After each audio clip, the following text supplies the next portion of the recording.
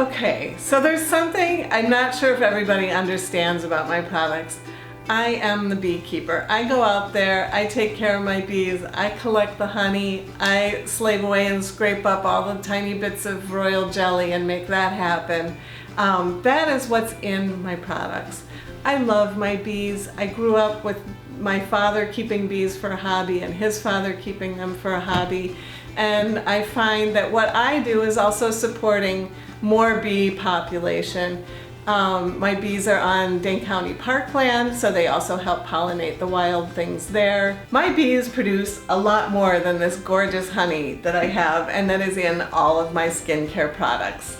They also create the royal jelly that we really tediously collect to put into our wonderful eye potion. They create propolis, that is a wonderful antibacterial ingredient that we have in our face cream. So my bees and I have a trade deal.